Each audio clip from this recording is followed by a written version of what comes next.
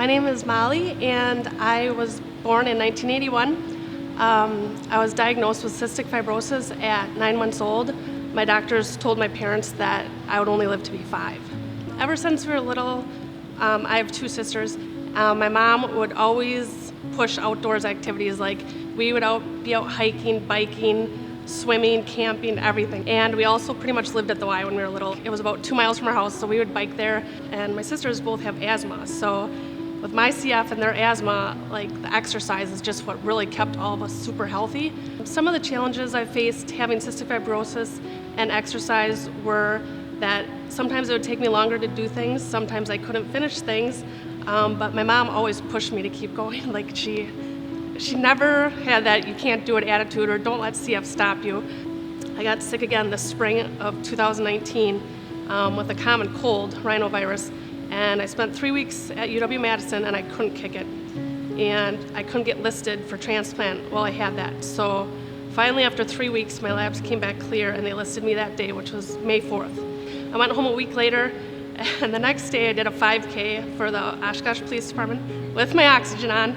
And then the next day was Mother's Day, and I actually got a call for lungs that morning. But they were high-risk lungs, so me and Brian, and my parents talked about it, and I said, I just don't feel right about this, and I think God will send me another call. On May 28th, that morning at 1:30, I got another call for lungs, and they said, these lungs are perfect for you. You have to take them. They're your right size, and they're your blood type, because I have a rare blood type. And they said that it was a very young teenage donor, and so I woke Brian up. Woke my parents up, called my sister on my phone because she's my transplant support, and I said, I think it's go time.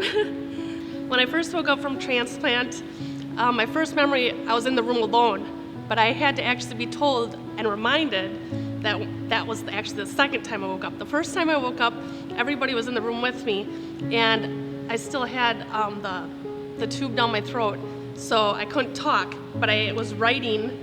I'm trying to palm write on people's hands because I had a dream about my donor, and I really wanted the tube out of my throat so that I could talk and tell people. When I first met Molly, she was just really skin and bones. Like she had said she had lost 20 pounds, and I could tell. And so we sat down and talked, and her niece was with her that day to support her. Our goal was to build her endurance back up to where she wanted it to be.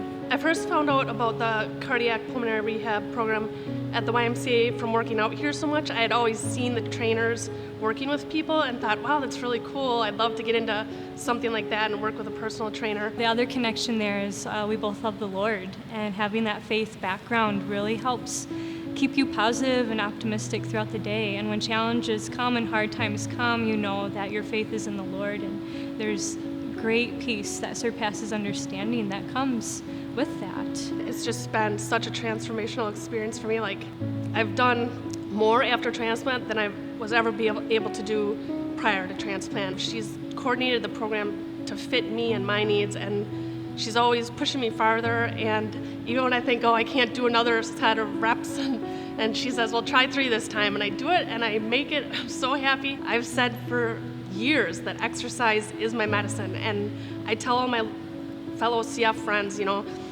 exercise will be your best medicine.